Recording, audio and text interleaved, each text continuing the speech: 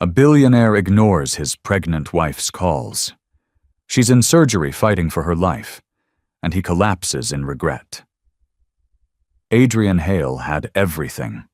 Unthinkable wealth, a hillside estate gazing over the Atlantic, and a name that commanded silent awe in the uppermost circles of global influence. But behind the facade of glamorous galas and limited edition supercars, fractures began to form. His pregnant wife, Liana, pleaded for a moment of his attention.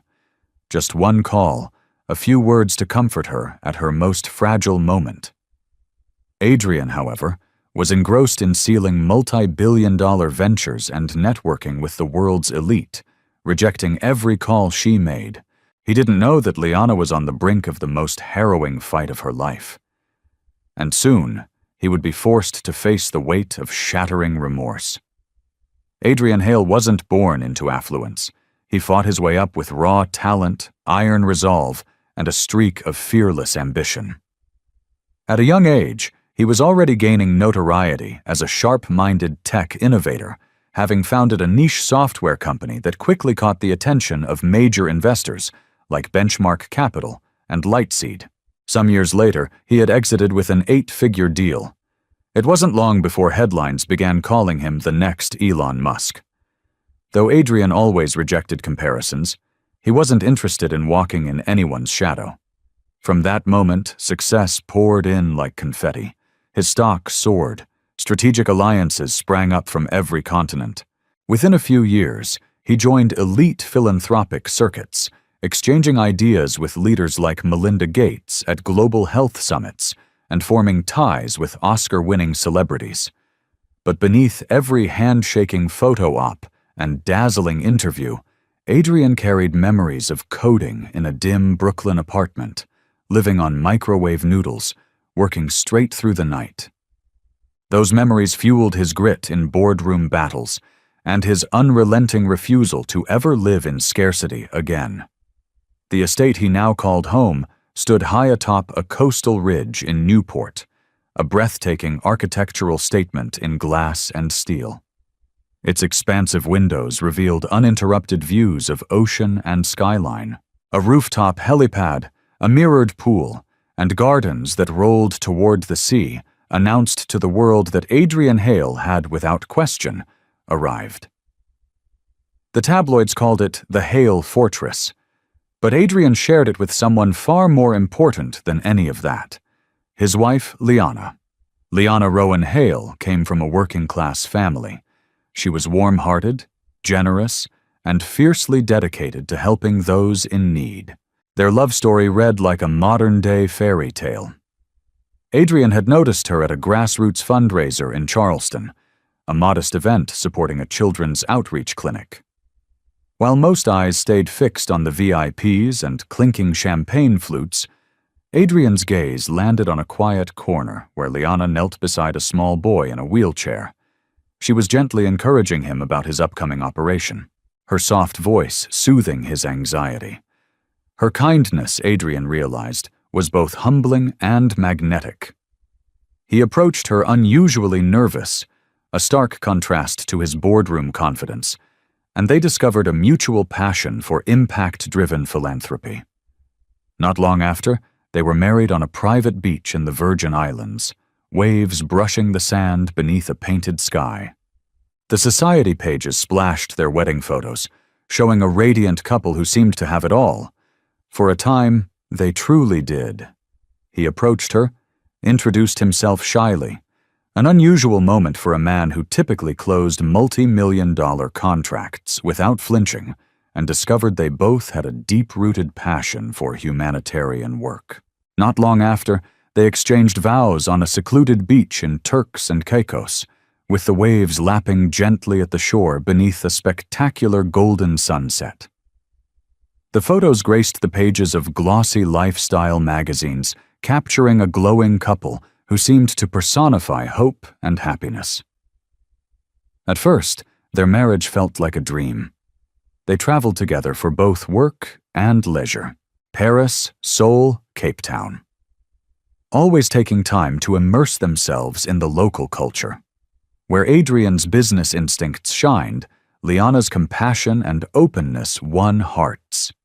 She became a vocal supporter of maternal health initiatives and started advocating for healthcare reform in underserved regions, leveraging her platform as Mrs. Hale to drive meaningful change.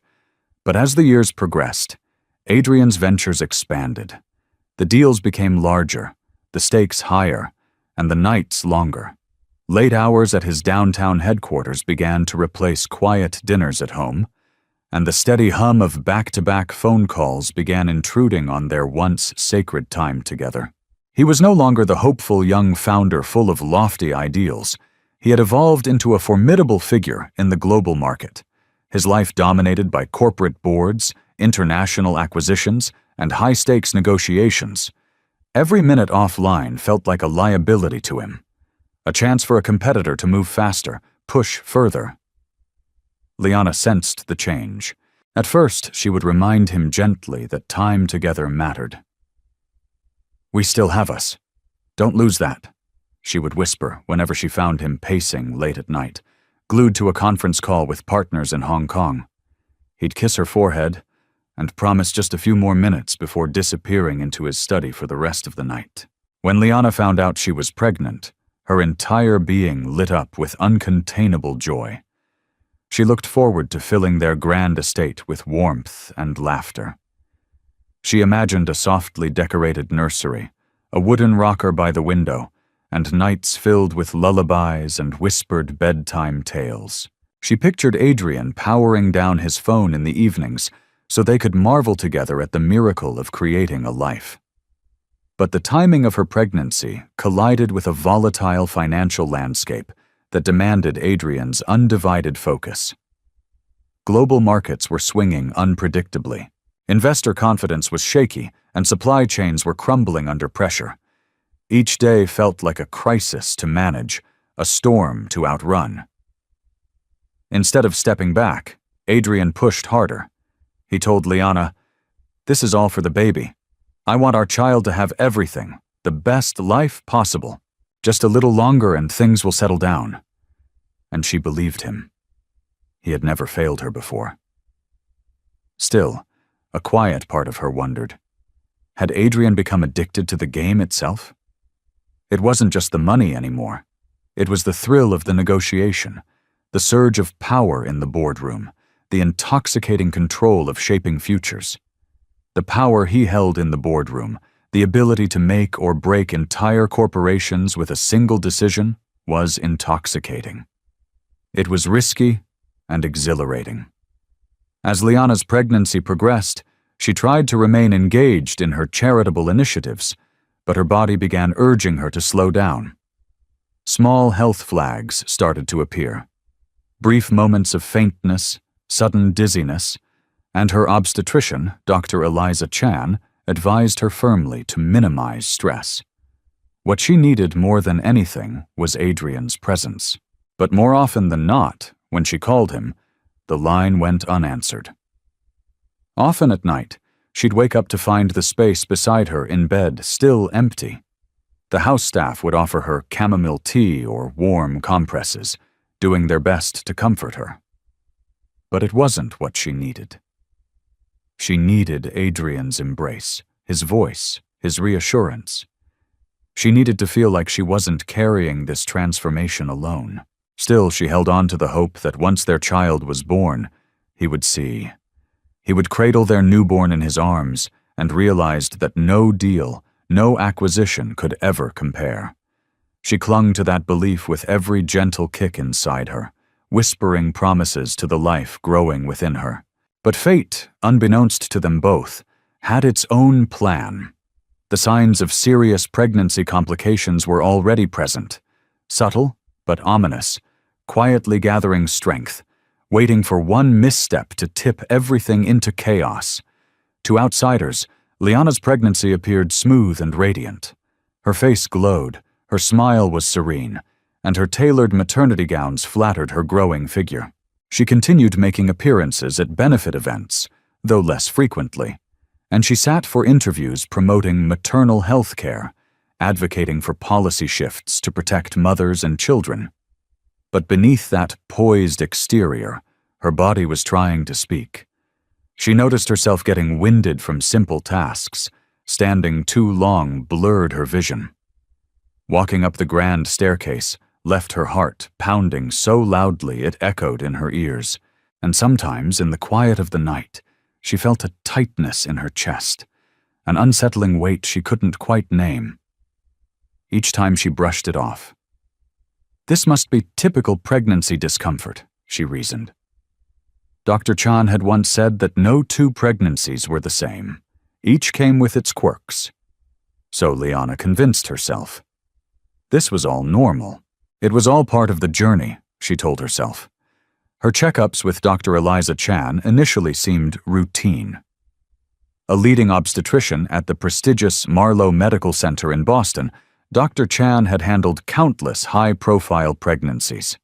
She scheduled regular appointments, always ending each session with a gentle reminder. If anything feels unusual, Liana, don't hesitate to call. Liana listened. But a part of her didn't want to be that overly anxious first-time mom who ran to the doctor with every minor ache. Dr. Chan, I've just been feeling more tired than I expected, she admitted quietly one afternoon as she sat in the softly lit consultation room. The walls were lined with framed photos of smiling couples holding newborns, testaments to Dr. Chan's reputation. That's not unusual, Dr. Chan replied kindly. But your blood pressure has been trending a bit higher than I'd like. I want to keep an eye on that. High blood pressure? Liana echoed, startled. She'd always been healthy. It may not be serious, but we do watch for signs of preeclampsia in pregnancies like yours. We'll run some labs, check your protein levels. No need to panic, but definitely take it easy. Try to rest, and if anything changes, headaches, dizziness, vision disturbances, you come straight in. All right. Liana nodded, promising she would. As she walked out of the clinic, a subtle chill crept into her chest, a sense of vulnerability she wasn't used to. She wrapped her arms around herself as if to shield the tiny life growing inside her from the invisible unknown.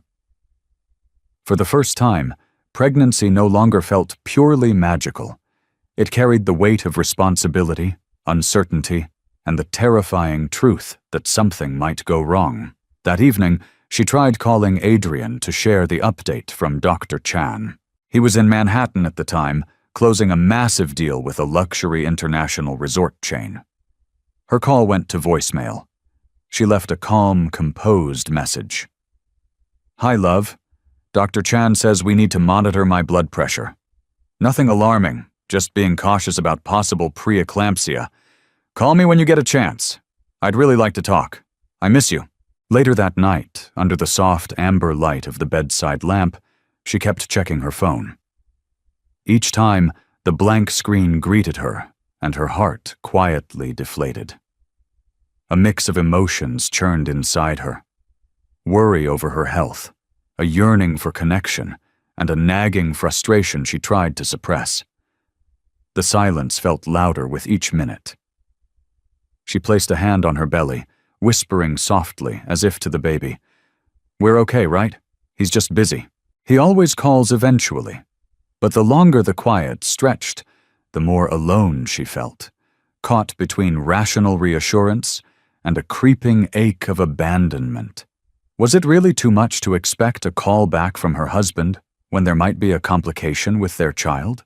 Sometime later, Adrian returned to Boston, immediately immersed in high-level meetings at Hale International's headquarters, a gleaming skyscraper in the financial district, complete with biometric security and a full executive suite occupying the top floor. That afternoon, on a spontaneous whim, Liana decided to surprise him. She brought a homemade lunch, carefully packed with help from their housekeeper, her mother's old recipe for grilled vegetable sandwiches. Her driver assisted her inside, carrying the woven basket as she stepped through the polished glass doors of Hale Tower. The lobby of Hale International felt like a portal to another reality. Polished stone floors, towering glass walls, modern art sculptures, and a team of sharply dressed staff in dark suits. Every time Liana visited, she couldn't help but feel slightly out of place. Technically, she was the wife of the man who owned it all. Yet, the atmosphere always carried a hint of tension. People watched her with a blend of respect and curiosity. She'd grown accustomed to the glances, the whispered exchanges, and the occasional paparazzi snapping pictures outside the building. Inside the executive elevator, she tapped her foot nervously. She hoped Adrian would appreciate the gesture. Maybe they could finally sit down together, enjoy a simple lunch, talk about baby names, maybe even plan a brief getaway before her due date. It wasn't just about the meal. It was about reclaiming a moment of connection, however fleeting, amidst the widening gap between them. When the elevator door slid open, she stepped onto the penthouse floor, where a sleek reception desk stood guard outside Adrian's private suite. "Mrs. Hale," said the receptionist. A young woman named Amara, rising quickly from behind the desk. "I wasn't expecting you today. Let me just check if Mr. Hale—" Before she could finish, Adrian's executive assistant, Julian, appeared from behind the glass doors. His face was perfectly composed, every bit the image of corporate courtesy. "Liana," he greeted her smoothly. What a lovely surprise. She returned to smile, though something in his tone made her feel more like a disruption than a welcome guest. "I brought Adrian some lunch. Is he available?" she asked gently. Julian glanced at the screen on his tablet and hesitated. "He's currently on a critical call with an international investment board. It's been on the calendar for a while. I'm afraid I can't say when he'll be free." Liana's shoulders lowered slightly. She didn't want to impose, but a ripple of frustration stirred inside her. The warmth of anticipation she had carried now curdled into uncertainty. The basket in her hands, once a token of care, suddenly felt fragile. An offering from someone outside his orbit. "Would you mind letting him know I'm here?" "I don't mind waiting," she offered softly. "Of course," Julian replied with a nod. "Please make yourself comfortable in the lounge. I'll inform him right away." The waiting area was immaculate. White leather seating, modern abstract art, and tall bamboo plants lining the walls. Liana sat down, drawing a slow breath. Her heart fluttered unsteadily, the anxiety beneath her calm exterior rising quietly. She glanced at the polished marble floor, her reflection looking back at her, blurred like her place in Adrian's world. After several long minutes, Adrian appeared. He was speaking quickly into his earpiece, not even glancing her way. "Yes, I hear you," he said, striding across the room. He raised a finger toward her briefly, signaling he needed another moment, and kept walking. "No, we're not increasing the offer. This is our final proposal. They can accept or walk. I'll have Julian send over the revisions." At last, he tapped the side of the device, muting the call. "Liana, is something wrong?" he asked, his voice edged with impatience rather than concern. She stood, forcing a smile. "I just came by to surprise you with lunch." She lifted the basket slightly. "It's your favorite grilled vegetable sandwich, remember?" she said gently. Adrian's eyes flicked down to it, then back to the screen of his phone. "I'm sorry, Liana. I can't stop right now. We're about to finalize a major agreement in Singapore. The timing's sensitive." Her lips quivered. "I know you're busy, but Adrian, I left you messages. I'm worried. Dr. Chan says I need to take this seriously. My blood pressure is still elevated." He cut her off with a brisk nod. "Yes, I got your voicemail. Are you okay right now?" She blinked, caught off guard. I guess so. Physically at this moment, yes, but this is ongoing, and I really need—" For a brief second, Adrian hesitated. Seeing her standing there, basket in hand, eyes filled with concern, stirred something inside him. Guilt, perhaps, or shame. She looked so out of place in this world of sharp suits and power negotiations. A flicker of vulnerability passed through him. Not because she was here, but because he knew he had chosen to ignore her voice too many times. His phone buzzed again. He checked it, then looked back at her. "We'll talk later, I promise. I just can't break away now. Thanks for the lunch. Sorry I can't eat it with you." He gave her a quick, distracted smile. "Let's do dinner, all right." As he turned away, a deeper emotion tugged at him, one he couldn't name. It wasn't indifference. If anything, it was fear. Fear that letting go of this moment might cost him something too big to fix later. But his instincts, the ones honed in boardrooms, not nurseries, shouted louder.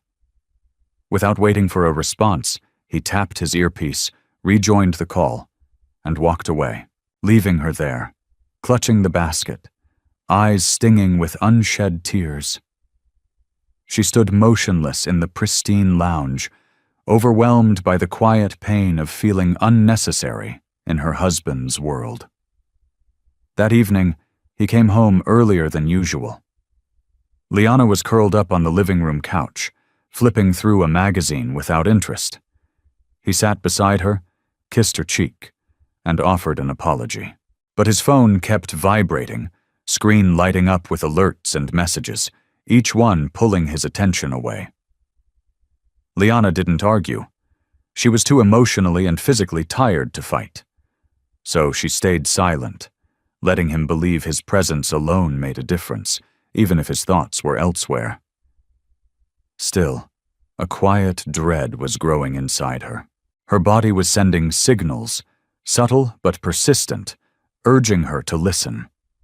She could feel something was wrong. And she clung to the hope that Adrian's promise to talk later would eventually shift into something real, something supportive. Time was slipping away. She was well into her pregnancy. 1,000 fears haunted her thoughts, but none of them could compete with the reality that Adrian's world spun faster every day, while their child's heartbeat beat softly in the background, unnoticed. What they didn't know was that every missed call, every dismissed worry was building toward something much darker. Each silence was a brick in the path to disaster. In the following weeks, Adrian's life only accelerated. Hale International was entering a period of rapid expansion, launching luxury hotels, upscale commercial properties, and a groundbreaking series of wellness retreats that promised to redefine holistic travel. Across continents, executives whispered his name with admiration. He was hailed as a visionary who could spot a trend before it even existed and turn it into gold. He flew from Boston to Dubai for a prestigious real estate summit, then to London for high-stakes negotiations, and made a quick stop in Hong Kong to sign a multi-million-dollar deal for health-focused resorts. With each headline, he became more myth than man, an untouchable billionaire with a golden instinct. Lifestyle magazines lined up for exclusive interviews, hailing him as the Renaissance entrepreneur of his generation. Amidst the chaos of global meetings and red-eye flights, Liana's calls and texts began to feel like inconvenient disruptions in Adrian's tightly scheduled days. He still loved her. He told himself that often, but hearing her voice on the line reminded him of things he didn't feel equipped to face. He convinced himself she was exaggerating. After all, Dr. Chan hadn't said anything that sounded truly alarming. So each time Liana's name lit up on his screen, he mentally promised himself to return the call.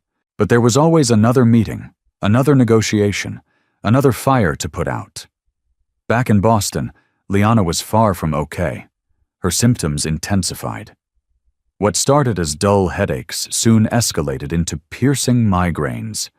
Her feet swelled so badly it hurt to walk, and even climbing a single set of stairs left her lightheaded and on the brink of fainting. Her visits to Dr. Chan became more frequent. At one appointment, the doctor looked visibly concerned. "I strongly recommend hospital observation." "Just to be cautious," Dr. Chan urged. Her tone was firm, her expression lined with worry. "Preeclampsia isn't something we take lightly, Liana. We need to keep you and the baby stable."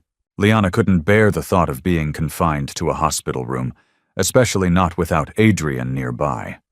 So she bargained for a middle ground, strict bed rest at home with a private nurse checking in daily to monitor her vitals. Dr. Chan agreed, but only on one non-negotiable term. If anything worsens, you come in immediately, no hesitation. The days that followed were long and lonely. Bed rest turned Liana's world into a quiet cocoon. She passed the time, flipping through baby name books, visualizing the life she so desperately wanted to share with Adrian. But each silence from him widened the chasm. It wasn't just his absence. It was the absence of reassurance, of partnership, of feeling seen. Every echo of her own voice in the house reminded her that she was bearing this weight alone. To distract herself, she read parenting blogs, crocheted tiny baby blankets, and reorganized the nursery over and over. But the stillness only magnified her sense of absence. Social media didn't help. Pictures of glowing mothers, happy families, and newborns filled her screen, tightening the knot of anxiety in her chest until it felt hard to breathe. One night, feeling particularly anxious, she tried calling Adrian again. He was in Singapore at the time, caught intense renegotiations with a global hospitality partner.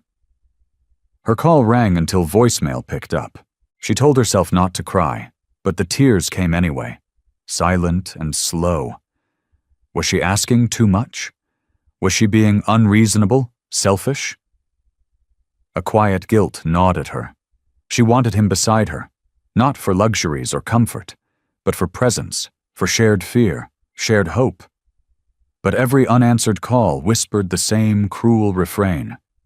Not now. Not yet. Each voicemail she left carried the same painful contradiction, guilt for interrupting him in desperation for connection. Her mother, Eleanor Rowan, visited every day, once calm and measured. Eleanor now wore a constant look of concern. She brought homemade soups and warm blankets, sitting by Liana's side as they chatted about baby names and painted mental pictures of a joyful future. "Your father and I are here always," Eleanor whispered one afternoon, brushing a strand of hair from Liana's face. "No matter what happens." But Liana still felt the void left by her husband's absence.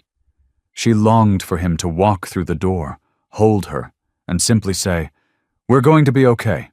One night, Liana was startled awake by a sudden cramp slicing through her abdomen. A jolt of pain made her gasp aloud. As it eased, her heartbeat thundered in her chest. She grabbed her phone. It was the middle of the night. Her breathing was shallow, her hand instinctively moving to cradle her belly. "It's okay, little one," she whispered softly. "We're okay. We have to be." But her voice trembled even as she spoke the words. It felt like she was trying to convince herself more than the child inside her. A low hum of dread pulsed beneath her ribs. Something wasn't right. She thought about calling Adrian, but paused. He was probably in a boardroom somewhere across the world or fast asleep with his phone on silent. Even imagining his phone ringing unanswered left her feeling smaller, invisible in a world where deals came first. Instead, she rang the on-call private nurse. The nurse arrived quickly, ran a full assessment, and found her blood pressure dangerously elevated. She urged Liana to go to the hospital. But after an hour of rest and hydration, the pain subsided, and Liana, drained and frightened, insisted it must have been a false alarm. Eventually, she drifted back into uneasy sleep, silent tears dampening her pillow. She clutched a throw pillow to her chest, not for warmth, but for comfort. Something. Anything to fill the absence beside her. A few days later, Adrian finally returned to Boston. It was well past midnight when he stepped into the house, hoping to slip into bed unnoticed. But to his surprise, he found Liana awake in the living room, wearing a robe. Her hair was tousled, her eyes puffy. Relief and anger warred on her face. She rose slowly, one hand cradling her belly. "You're home," she whispered, her voice trembling. He exhaled, setting down his suitcase. "I'm sorry it's so late. The flight was delayed. How are you?" The question came out flat, robotic, like he was asking a colleague how a meeting had gone. Liana stared at him, eyes glistening. "How do you think I am, Adrian?" Her voice cracked. "I'm scared. My blood pressure's climbing. Our baby is at risk." Adrian's expression faltered, guilt flickering across his face. "Why didn't you go to the hospital?" he asked gently. "You know we can afford the best private care, whatever you need." She shook her head, anger swelling beneath the exhaustion. "That's not what I need," she snapped. "I need you, my husband, my partner, someone who answers the phone when I'm scared I might lose our baby. The nurses have been wonderful. My mom has been by every day, but they're not you." Her voice cracked again, and her fingers curled instinctively around the edge of the robe, as if holding herself together was the only thing keeping her upright. He moved closer, arms reaching out, but she stepped back, her eyes swimming with hurt. The rejection hit him hard. He could finally see the weight she'd been carrying alone, the distance he'd created. Still, somewhere deep inside, he bristled. He had been working non-stop for her, for the child, for the life they were building. "Liana," he said evenly, fighting to stay composed.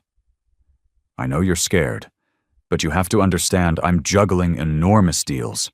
These aren't distractions. They're about building generational wealth for our family, for our child." She looked at him in disbelief, like she no longer recognized the man standing in front of her. "I'd trade all the wealth in the world for a healthy baby and a present husband." Her words hung in the air, taut and heavy. A tense silence settled between them. Adrian glanced around the grand living room. Vaulted ceilings, curated artwork, the delicate scent of fresh lilies drifting from the arrangement on the coffee table. He stood in the middle of everything money could buy. Yet he felt utterly powerless. "All right," he said softly, stepping toward her, placing a tentative hand on her shoulder. "I'm here now. Let me fix this. I'll cancel a few meetings. We'll go to Dr. Chan together. And if things are serious, I swear I'll put it all on hold." Liana's eyes locked with his, searching for honesty in his face. After a long pause, she nodded. "I just need you to mean it this time. No more ignoring me." "I promise," he replied, gently pulling her into his arms, careful not to press too closely to her belly. She rested her head against his chest, her tears soaking quietly into his shirt. For that fleeting moment they were together, bound by love and a fragile vow of something better. Then his phone buzzed. Both of them froze.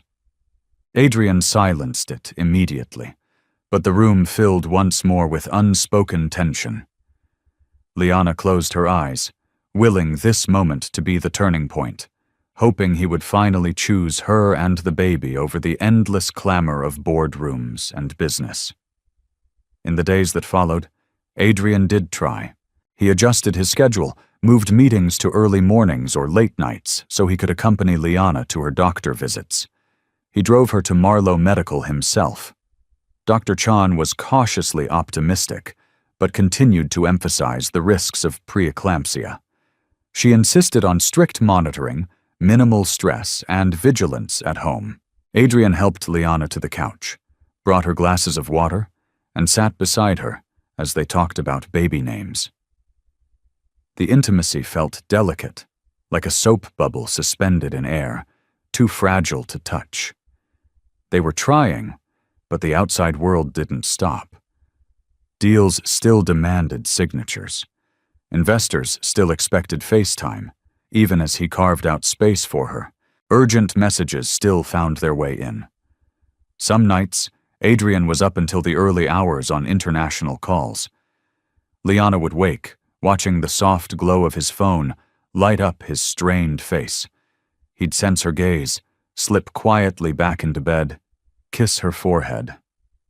His way of saying, "I'm here," even if part of him wasn't. Their foundation wobbled on uncertain ground. Love was present, yes, but so was exhaustion. Reality chipped away at their efforts, and in the background, something unseen waited. A complication that no contract or checkbook could fend off, like a silent storm gathering strength.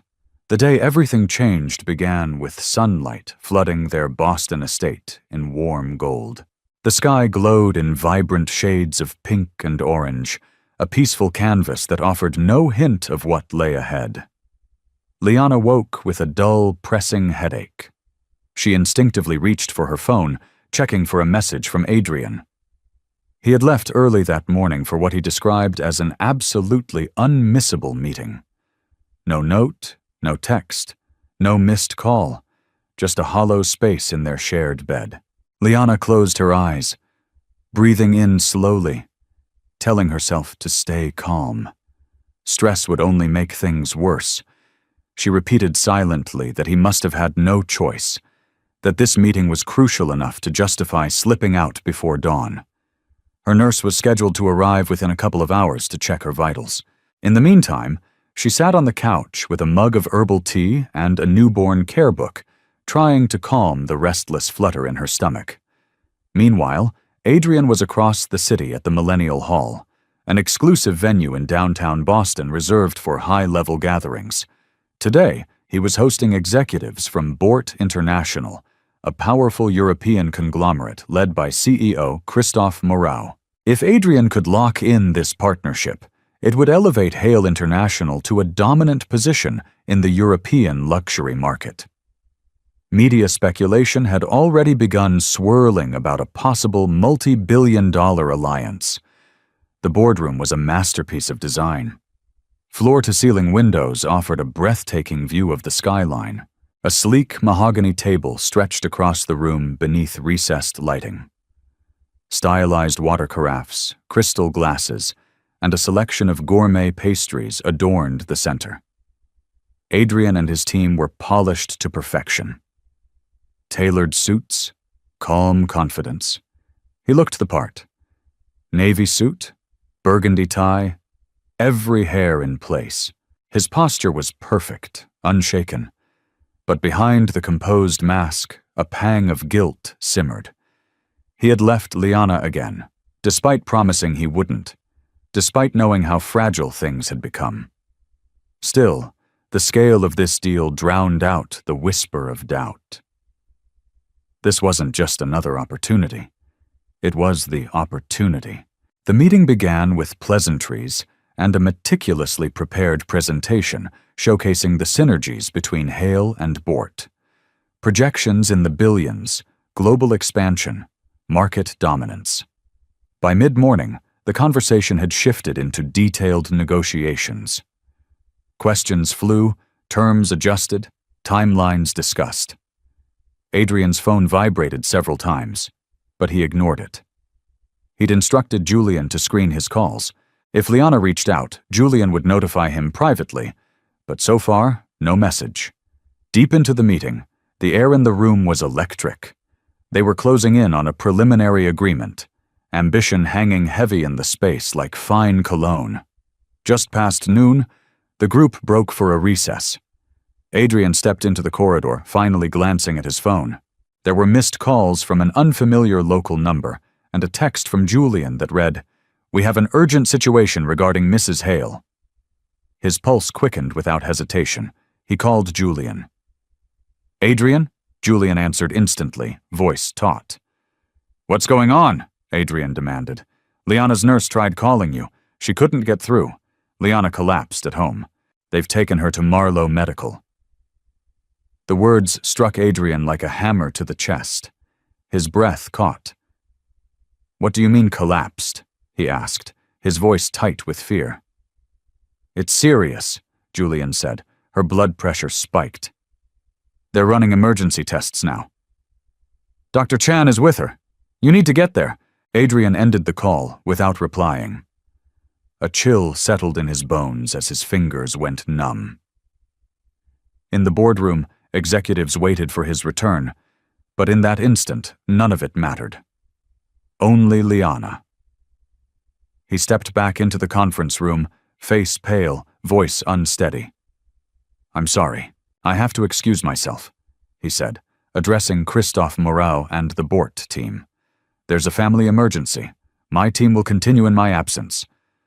Without waiting for a reply, he grabbed his briefcase and left, ignoring the wave of concern and confusion behind him. Outside, his driver, Marcus, stood by the black SUV. "To Marlowe Medical," Adrian barked, his voice shaking. The drive felt eternal. Every red light, every sluggish car in front of them felt like a personal assault. His foot tapped involuntarily, his hands balled into fists. He thought about every call from Liana he hadn't answered, every message he dismissed as poor timing. The guilt was deafening. He tried calling Dr. Chan straight to voicemail. His throat tightened, panic clawing at him. When they finally arrived at the hospital, Adrian pushed through the glass doors and made a beeline for the maternity unit. A nurse, tense and wide-eyed, pointed him toward a waiting area. Eleanor sat there, hunched forward, her eyes puffy and red. "What happened?" he asked, voice cracking. Eleanor looked up, her gaze a mix of anguish and fury. "Where were you, Adrian?" She's been calling and calling. Her nurse found her unconscious. Her voice wavered. "They said it's a severe case of preeclampsia, possibly HELLP syndrome." The acronym hit him like a punch. His knees buckled slightly and he had to fight to stay upright. "Where is she now?" "They're taking her into emergency surgery. A C-section," Eleanor whispered. "She's still early in her 3rd trimester, but they can't wait. The baby's heart rate was dropping."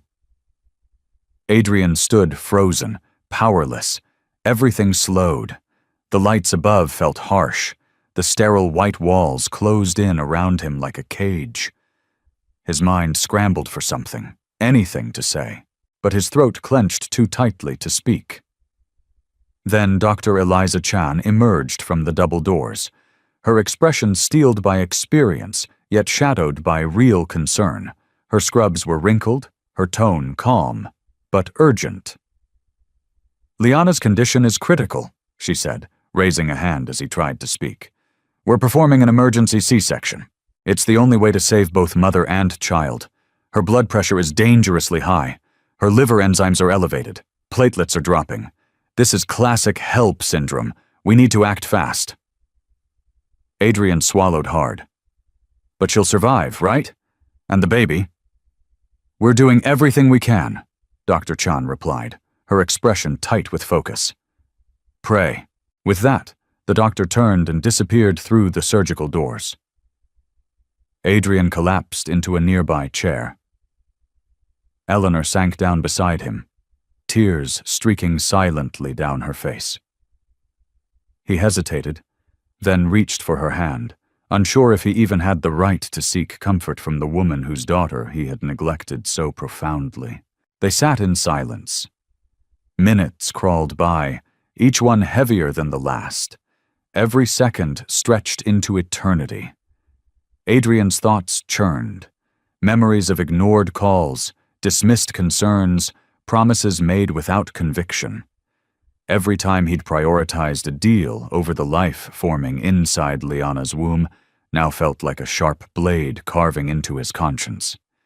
He began to pray, not in any practiced way, but in desperate pleas. "Please give me another chance. Let them live. I'll change, I swear." In the operating room, surgical lights glared over Liana's unconscious body. The medical team moved in swift, synchronized rhythm. Dr. Chan led with commanding precision, calling out instructions to nurses and the anesthesiologist. The baby was in distress. Liana's vitals were unstable, her heart rate spiking and crashing erratically. Outside, more family members began to arrive. Liana's younger sister, Melinda, rushed in alongside several close friends. Faces were pale, eyes rimmed with red. Soft murmurs of concern passed between them, but nothing dulled the edge of fear. For Adrian, despite the crowd, The loneliness was suffocating. He had never felt more isolated in his life. At last, another doctor emerged through the swinging doors. He pulled down his surgical mask slowly. "Mr. Hale." Adrian stood on shaky legs, Eleanor right behind him. "Yes," he breathed. The doctor gave a weary but steady nod. "We were able to deliver the baby, a boy. He's premature but stable for now. He's been moved to the neonatal intensive care unit." Adrian's heart surged for a second, but then the doctor continued. "Liana's condition remains very serious. Her blood pressure is still critically high. She's lost a significant amount of blood. We're doing everything we can to manage possible organ damage." Relief for his son was instantly eclipsed by dread for Liana. "Can I see her?" "She's in recovery, still unconscious, and still in danger. But yes, you can go in briefly." Gripping Eleanor's hand, Adrian moved slowly down the corridor toward the recovery ward, his heart beat loud in his ears. Inside the room, the sounds of beeping monitors filled the air. Liana lay pale and unmoving in the bed, surrounded by tubes and wires. Her face looked almost unfamiliar, drained of color, drawn thin by the ordeal. An IV fed medication into her arm, while machines tracked every heartbeat, every breath. While monitors displayed a steady stream of fluctuating data, Adrian moved cautiously towards the hospital bed, terrified of doing anything that might worsen her condition. He gently brushed a strand of hair from Liana's forehead, startled by how cold her skin felt. "Liana," he whispered, his voice cracking. "I'm here. I'm so sorry." Her eyelids fluttered slightly as if trying to respond, but she remained unconscious. A nurse entered quietly, checking the IV drip and adjusting the monitor settings.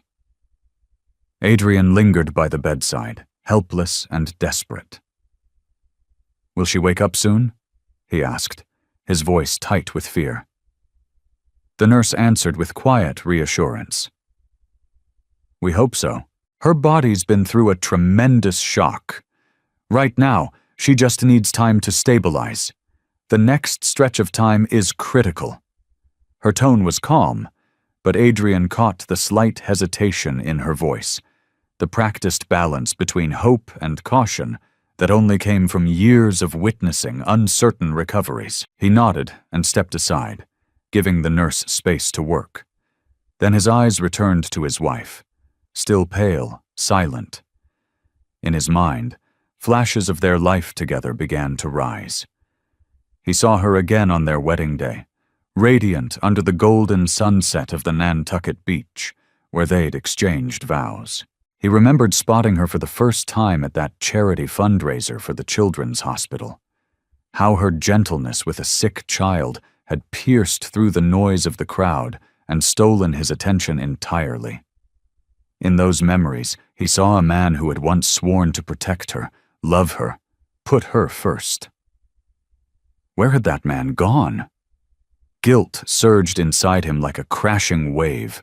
He sank into a chair beside the bed and buried his face in his hands. This was his fault, all of it. The silence in the room was deafening, interrupted only by the soft beep of machines, each one a cruel reminder of how close he had come to losing everything. He should have noticed the signs, should have been present, should have put everything on hold to be by her side. But instead, he had been consumed by meetings, mergers, accolades, and ambitions. While the real crisis unfolded quietly at home, Eleanor placed a hand gently on his shoulder. "I believe she'll make it," she said, her voice trembling with restrained emotion. "She's strong and she loves you." Her words were meant to comfort, but they only deepened the ache in his chest. He didn't feel worthy of that love. Not anymore. Adrian nodded, tears slipping freely down his face. No words could convey the depth of remorse weighing down his heart. He remained by her side, whispering prayers into the quiet, pleas for her to return for just one more chance. While Liana battled for her life, their newborn son faced his own fight inside the neonatal intensive care unit. Eventually, Adrian mustered the strength to leave Liana's side and visit the NICU, accompanied by Eleanor and a kind nurse named Rachel Evans. Rachel had worked in neonatal care for years, known across the hospital for her gentle touch and unwavering compassion. She had seen tiny, vulnerable babies fight the odds and win. She hoped sincerely that the Hale baby would be one of them. Inside the softly lit NICU, rows of incubators lined the walls, each one sheltering a fragile life. The hush of the NICU was broken only by the quiet hum of machines and the soft rhythmic beeping of monitors. Adrian stood silently beside the incubator labeled Baby Boy Hale, staring down with tear-filled eyes at the fragile figure inside. His newborn son, fighting to breathe through tiny tubes and a web of wires. "He's just about 3 lbs, Rachel Evans explained gently. "He's on oxygen support, but he's responsive. We're monitoring him closely for any signs of infection or complications." Eleanor brought a trembling hand to her chest, tears slipping freely. "He's so small." Adrian couldn't respond, his throat clenched under the weight of emotion, fear, awe, and a sudden, overwhelming rush of love he hadn't been prepared for. At last, he found his voice. "He's perfect," he whispered.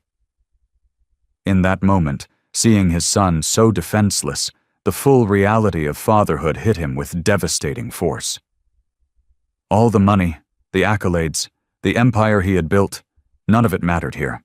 None of it could guarantee safety, health, or a happy ending. He realized then how utterly powerless he felt. No amount of strategic vision, no clever negotiation could shield this tiny life from harm. The vulnerability shook him to his core. He gently placed his palm against the incubator's glass. "Hey, little guy," he murmured.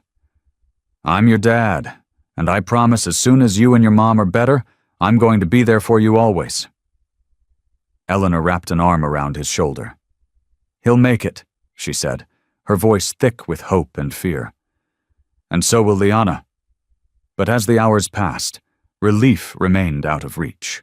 Despite rounds of medication, blood transfusions, and constant monitoring, Liana's condition remained critical. She was moved to the ICU, where Dr. Chan and a rotating team of specialists worked tirelessly. Treatments were adjusted, test results were examined, but nothing normalized. Later, Chan approached Adrian, her face grave. "Her kidneys are under considerable strain," she said quietly. "And we're seeing early signs of liver involvement. We've done everything we can medically. Now we wait. Her body has to fight." Wait. The word echoed in Adrian's mind like a curse. Time felt distorted, each minute stretching painfully. He couldn't sleep, barely ate. He walked the sterile hospital halls, his thoughts a blur of dread. Eleanor begged him to go home, even briefly, but he refused. Sleep felt like betrayal, rest, like abandonment. As long as Liana was fighting, he couldn't allow himself even a moment of comfort. He wouldn't leave Liana now. Not when she needed him. Not after everything. One afternoon, he stepped outside for air. The hospital courtyard was quiet. A soft drizzle fell from the colorless sky, matching his mood exactly. He tilted his head back, letting the rain trace paths across his skin and cling to his lashes. A memory rose. Santa Monica, the charity fundraiser. The first time he saw Liana kneeling beside that little boy in a wheelchair, her eyes full of kindness and warmth. Back then, she was a stranger, yet she had radiated compassion. She had become the compass by which he measured everything good. She reminded him of what truly mattered in a world driven by ego and greed. But somewhere along the way, he had veered off course. He pulled out his phone, the device that had once symbolized endless demands, and stared at his lock screen. A photo of him and Liana, taken on a yacht during happier times, both smiling into the sunlight, frozen in a moment before things became so complicated. His thumb hovered over the contact list. For a moment, he considered it, canceling every deal, stepping down as CEO, even selling Hale International if that was what it took to earn a second chance with Liana. No contract, no business conquest was worth continuing in a world where she didn't exist. With hands trembling, Adrian called Julian. It rang once, then twice. Finally, it connected. "Adrian, how is everything?" Julian asked, clearly on edge. "Postpone everything," Adrian said firmly. "Every meeting, every call. I don't know when I'll be available, and if they push back, tell them it's a life-or-death family emergency." He hesitated. His voice cracked. "And if that means losing the deal, so be it." There was a pause. Then Julian's voice, steady but gentle. "I understand. It's done." Adrian ended the call, slipping the phone back into his pocket. Rain began to fall harder now, but he didn't care. He stayed in the courtyard, eyes to the sky, letting the droplets run down his face, trying somehow to wash away the guilt that clung to every inch of him. The cold wetness soaked through his shirt and into his bones, but was nothing compared to the storm inside him. Every raindrop felt like penance, each one whispering, "Too late, too late." He welcomed the punishment. He murmured a quiet prayer. "Please, just let her be okay. I'll give up everything if she can come back to me." Liana's condition remained fragile over the next couple of days. Adrian lived in a state of suspended terror, drifting between the ICU and the NICU, refusing to go home or rest for more than a few moments. He curled up in rigid chairs, woken by the smallest sounds, a soft monitor alarm, footsteps in the hallway. Every time he blinked, he saw her face pale, still surrounded by machines. Even in sleep, images haunted him. Liana calling his name, her voice echoing in corridors of regret. He jolted awake more than once, sweat mixing with tears. He spent time with the baby, too, watching that fragile, flickering heartbeat on the monitor, praying silently as the boy drew breath after breath under the hum of the NICU incubator. Doctors were cautiously optimistic. The baby was responding well, gaining a sliver of strength each day, but they warned Adrian to brace for any outcome. Premature infants were unpredictable. When he was alone, the weight of remorse became unbearable. Adrian relived every moment he failed Liana, every call ignored, every plea brushed aside. He remembered the lunch she brought to his office, how he barely looked at her before brushing her off. The guilt carved into his conscience like a dull, constant blade. There were moments he pressed his palms to his eyes, wishing he could rewind time just once. Go back. Choose differently. Be the man he promised he would be. Late one night, the corridor outside the ICU was silent, the air heavy with stillness. Then, footsteps slow approaching Dr. Eliza Chan. She looked drained, her shoulders slumped from exhaustion, but in her eyes a flicker, a glimmer of something Adrian hadn't seen in days. "Hope, Adrian," Dr. Chan said softly. "Liana's blood pressure is finally coming down. Her kidney function is still fragile, but we're seeing steady improvement." She glanced at the chart in her hand. "Her labs are looking better now." Adrian let out a breath he hadn't realized he was holding. A shaky, disbelieving exhale. His knees nearly buckled under the weight of relief, and for a brief second, the sterile hospital corridor seemed to blur before his eyes. "So, is she out of danger?" "She's still in a critical state," Dr. Chan replied gently. "But we're moving in the right direction. You can see her, but keep the visit short. She's in and out of consciousness." His heart pounding, Adrian followed Dr. Chan back into the ICU. Under the soft blue glow of the monitors, he saw her. Liana, eyes fluttering open, he rushed to her bedside carefully. Her gaze was blurry at first, but recognition flickered across her face. "Liana," he whispered, tears already threatening. "I'm here." She tried to speak, but all that came was a rough whisper. He pressed the call button, and a nurse arrived quickly with a small cup of water. Adrian gently lifted a straw to her lips, wetting them. "The baby," she rasped, her voice faint but frantic. "He's in the NICU," Adrian said softly, brushing hair from her forehead. "He's doing well. They say he's strong, just small." Relief ghosted across her face, but tears filled her eyes. Her fingers gripped the blanket weakly, as if anchoring herself to the moment, grounding the fragile hope inside her. "I was so scared," she whispered, her voice cracking. I thought I'd never meet him." "You will," he said, his voice breaking. "You will, I promise." She looked at him, weak but direct. Her words were barely audible. "You left me," she murmured, her lips trembling. "I needed you." He bowed his head, shame washing over him. Her voice, though soft, cut deeper than any accusation. "I know," he choked out, "and I hate myself for it. I'm so sorry." Their eyes met, an exchange of sorrow and love and years' worth of emotion unspoken. Liana's hand reached for his, weak but sure. He clutched it, bringing it to his lips, letting silent tears fall. A soft beeping of machines filled the room. The nurse stepped forward gently. "She needs rest now." With great reluctance, Adrian released her hand and stepped away. But for the first time in what felt like a lifetime, hope glimmered where despair had ruled. Liana was healing. Over the next days, her strength returned in small, steady increments. Her blood pressure stabilized. Her organs began recovering. She was moved out of the ICU and into a quiet recovery room where sleep came easier, uninterrupted by alarms.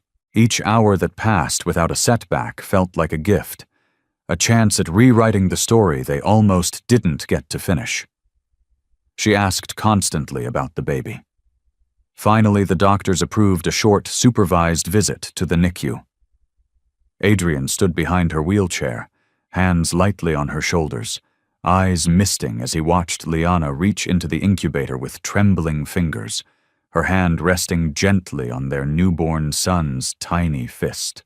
Their family, broken and bent, was beginning to mend. For a fleeting moment, the outside world disappeared. There were no boardrooms, no headlines, no curated online personas. There was only a mother's love, a father's gratitude, and a newborn whose fragile existence had triumphed against the odds. Liana's recovery was slow. Her body remained weak, her movements cautious. But her spirit grew stronger with each passing day. Due to the severity of her complications, she remained hospitalized longer than most postpartum patients, while their son continued to receive round-the-clock care in the NICU. But they were alive, bound together by a harrowing experience that made every breath feel like a second chance. During this period, Adrian never left the hospital. He was always there, fetching water, adjusting window shades, helping Liana with pillows, lifting her gently when she needed support. The corporate titan, once glued to his phone, now kept the device silenced, except for the rare message from Julian about matters deemed absolutely urgent.